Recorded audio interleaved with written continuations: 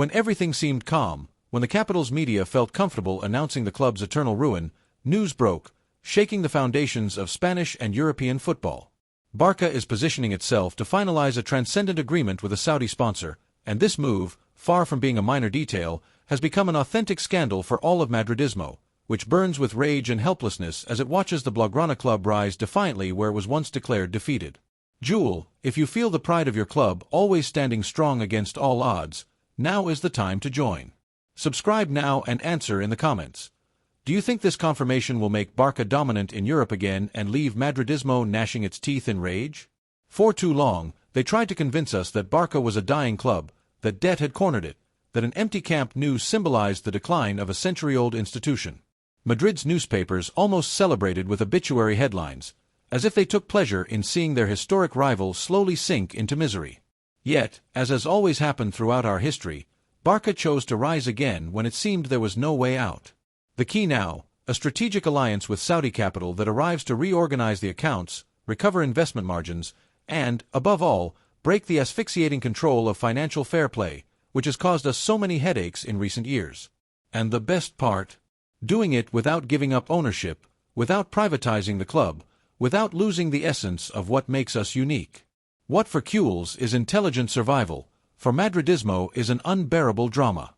They don't understand how a club managed by its own members can dare to lift its head after the storm, because they've grown used to seeing us weak, mocking our constraints, and gloating in sports debates about Barça's problems. A single official move by Laporta's board was enough to set fire to these certainties. The truth is simple.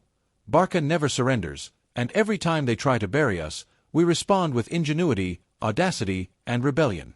The deal with Saudi Arabia is not a sellout, it's arming the club, giving Barça what it needs to return to its rightful place. The context of this move is key to understanding its impact. In recent years, Barça has been under constant scrutiny. Every financial move was dissected.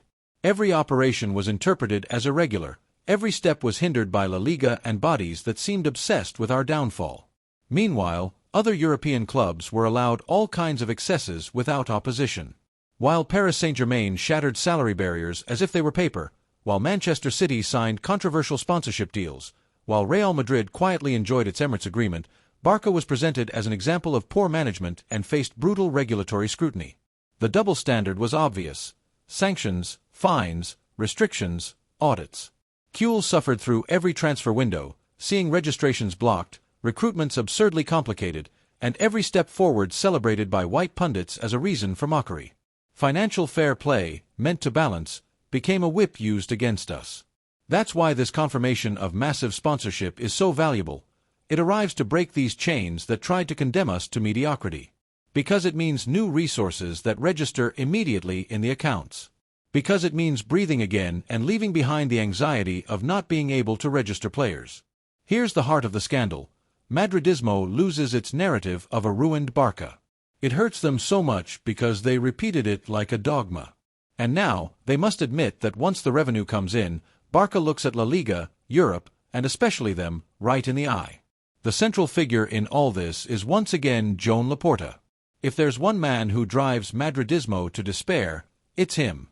From his defiant style, his speeches filled with Queules pride, and his ability to generate unexpected moves, Laporta embodies everything rivals hate about Barça: courage, ambition, and resistance.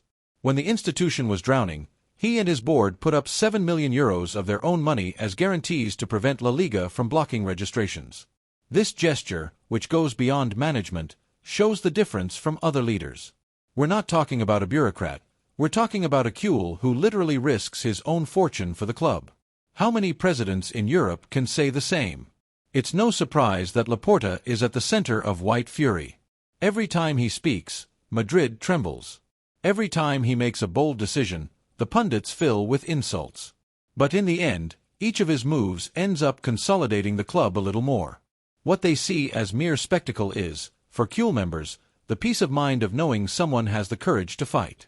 This confirmed Saudi sponsorship, as a serious option to strengthen the accounts, is not improvisation, it's vision.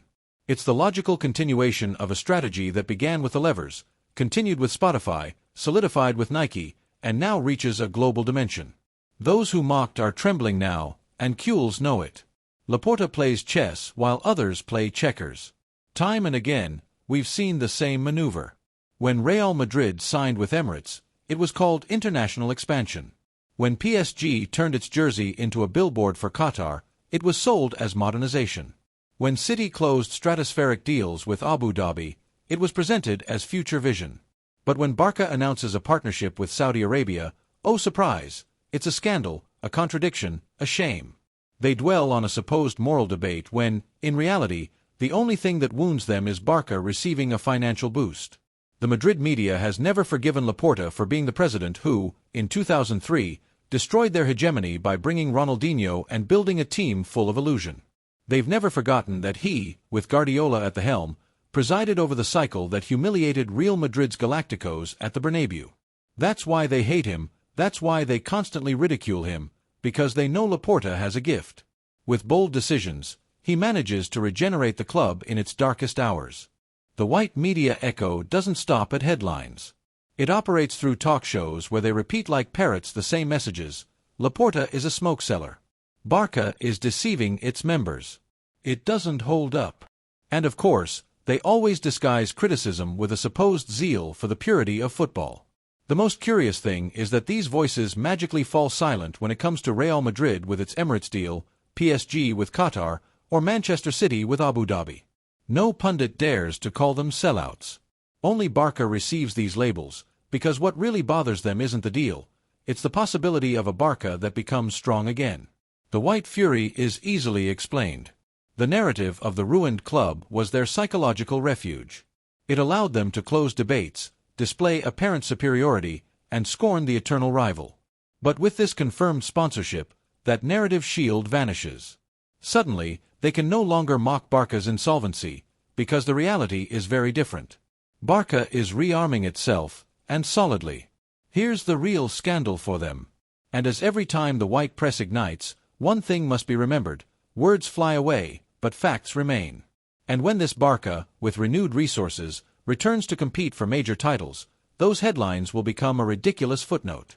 Because what the Madrid media fears most isn't a sponsorship, it's the return of a hegemonic Barça under Laporta's leadership. Over the last decade, Saudi Arabia has gone from being a secondary player in football to one of its epicenters. With the Saudi League recruiting stars with astronomical salaries, hosting the Spanish Super Cup on its soil, investing in England's Newcastle, and multi-million-dollar projects to become the headquarters of future international tournaments, the Gulf country has established itself as an inevitable protagonist on the map of modern football. And here's the moral paradox this scandal reveals. While Real Madrid, Atletico, and other Spanish teams cashed in millions to play the Super Cup in Saudi Arabia, no one made a drama out of it. When players like Cristiano, Benzema, Neymar, or Kanté accepted fortunes to play there for a year or two, there was no outrage either. It was all about new horizons, opening doors to an emerging market. But when Barça confirms its approach to a Saudi sponsor to strengthen its financial structure, suddenly the media alarm sounds, and the discourse of supposed lost coherence appears. The truth is very simple. Rivals don't care about morality, they care about competitiveness, because they know what it means for Barça to secure revenue of this caliber at this precise moment. Suddenly, the club would no longer be shackled by financial fair play. It would go from begging to register a fullback to having the margin to reinforce itself as a giant should. This changes the game, and they know it. That's why, beyond the criticism, the reality is that this move doesn't mean selling the soul to a state. We are not a Manchester City bought by Abu Dhabi, nor a PSG administered by Qatar. We are FC Barcelona, a members club, a club that doesn't surrender its ownership or sovereignty. What we're doing is signing a commercial agreement, a sponsorship. Saudi Arabia will bring money in exchange for visibility and image. Nothing more, nothing less. The crest will remain ours, decisions will continue to be voted on, and the club will continue to belong to the people. So where's the real scandal? In the fact that Barça had the courage to turn to a market that all the major Europeans already exploit, but which was symbolically forbidden to us. That's what irritates Madridismo, that Barça adopts the same strategy as them, normalized for years, and uses it to rise again when they thought we were dead. In the end, what's criticized as inconsistency is the very move that will save our accounts. And with balanced accounts, Barça can think big again. That's what burns in Madrid, that Barça, instead of resigning itself, is coming back to challenge them. Cool, if you feel the pride that your club doesn't let itself be trampled, subscribe and answer in the comments. Do you think Saudi Arabia will be the key for Barça to overcome this dark period, or that the important thing is to show that no one can finish us off?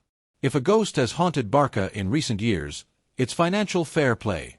Under the pretext of balancing football, this rule has become a wall against us. There isn't a single Cule who hasn't suffered from this litany of problems every summer. Announced signings that then couldn't be registered, necessary reinforcements that couldn't materialize, contracts impossible to finalize because, according to La Liga, the numbers didn't add up. Fair play, which was supposed to prevent excesses, ended up becoming the noose around our neck. And what's infuriating is that while Barça bled to balance the books, other clubs spent without limits. We watched as Chelsea invested hundreds of millions in signings on 8-year contracts, as PSG renewed Mbappé with stratospheric figures, as City broke market records, and yet, the spotlight was always on us. Barça is blocked. That was the refrain the media repeated relentlessly every day. Here's the magnitude of this Saudi sponsorship. Revenue of this scale is a direct blow to the shackles that imprison us. It means new resources that can be declared, that enter the balance sheet, that allow us to register players one by one. It means we'll stop being chained to personal guarantees from the board or last-minute miracle operations.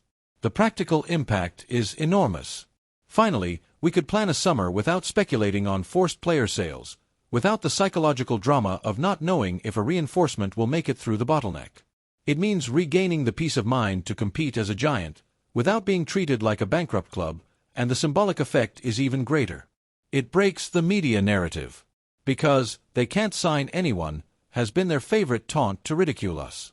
If this sponsorship comes into play, that phrase is over. And we'll return to the market as what we are, a club that can move with real ambition. What they fear in Madrid is simple. A Barça freed from financial fair play is a Barça that becomes competitive on equal terms. And every time that's happened in the past, the outcome has been the same: titles, hegemonies, and Blaugrana greatness. That's the nightmare that's coming back to haunt them. The place where recent financial weakness has been felt most is the transfer market. We went from being a feared shark to a small fish surviving on loans, free players, and bets on the future. And while we've struck gold with those bets, like the growth of PEDRI, GAVI, or Araujo, the elite demands more. It demands economic muscle. With this confirmed Saudi sponsorship, Barça shakes off these limitations with a flick of the wrist. Imagine what it means to be able to negotiate without being held hostage by every penny, what it represents to retain its gems without fearing that massive offers cannot be matched. It means that LAMINE YAMAL can be secured with a top-level contract, that GAVI and PEDRI will not only be the present but the assured foundation of the midfield for the next decade. But it's not just about retaining, it's also about recruiting. Key positions could once again be reinforced with solvency. Dominant fullbacks, solid centre-backs, top-tier forwards. We're not talking about waste, we're talking about balance, spending what corresponds to a club of our stature, and this completely changes our sporting outlook. The rivals already know it. When Barça moves with margin in the market, all of Europe trembles. It happened when we signed Ronaldinho, Eto'o, Neymar, Suarez. Each signing was a nightmare for Madridistas, because they know that a reinforced Barça ruins their plans, steals the spotlight, and sends them back into that shadow of inferiority they despise so much. So the scandal isn't the signing itself, but what it means for the return of a strong Barça in the transfer market. We would no longer be the club begging for free players, but the club that becomes a decision-maker again, that sets the trends. And that's when Madridismo will understand that the nightmare has begun. Barça is back as a shark ready to hunt. When Joan Laporta regained the presidency in 2021, he inherited a club in hemorrhage. It was an institution on the brink of collapse. Over €1 billion in debt, unsustainable wages, a Camp Nou nearly in ruins, the traumatic farewell of Leo Messi, and a wounded team with flashes of the future, but paralyzed by a lack of resources. The atmosphere was funereal.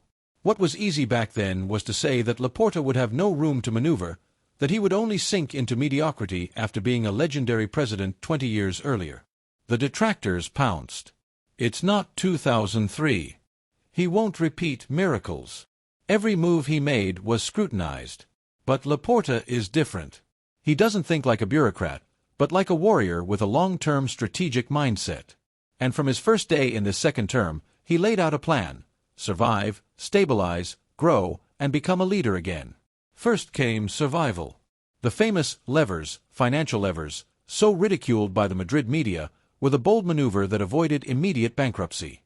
Thanks to them, he was able to pay wages, sign urgent reinforcements, and regain international credibility. Then came stability, renewing the contract with Nike under historic terms, securing revenue with Spotify, despite the easy jokes from the white press. Every move was labeled as desperate, but every move bought vital time to reorganize the club. And now comes the third phase of the plan: growing again. The confirmation of negotiations with a Saudi sponsor fits perfectly into this roadmap. It's not a whim, but the key piece that guarantees immediate oxygen, financial muscle, and international visibility. With it, Laporta doesn't just ensure that Barça escapes the crisis, he also lays the foundation for a new competitive cycle. The rivals tremble because they recognize it. Laporta has already done something similar in 2003, and he destroyed them. Back then, he pulled the club out of lethargy with Ronaldinho, Eto'o, Deco, and a winning mentality that struck right at the Bernabeu. Then, with Guardiola at the helm, he inaugurated the most glorious era in football, and now, he's ready to do it a second time. What Madridismo and the centralist press caricature as populism is actually vision. Laporta doesn't just speak to convince, he speaks because he knows Barça has the historic obligation to always rise again. And Saudi Arabia is a step on that path, not a renunciation of values. The club will remain in the hands of its members, will continue to be democratic and popular. The only thing that changes is that it will have sufficient resources to compete head-on. That's what torments Chamartin, that the man they hate most in the stands is once again becoming the architect of a resurrection that, this time, could bring Barça back not only to the top of Spain but also of Europe.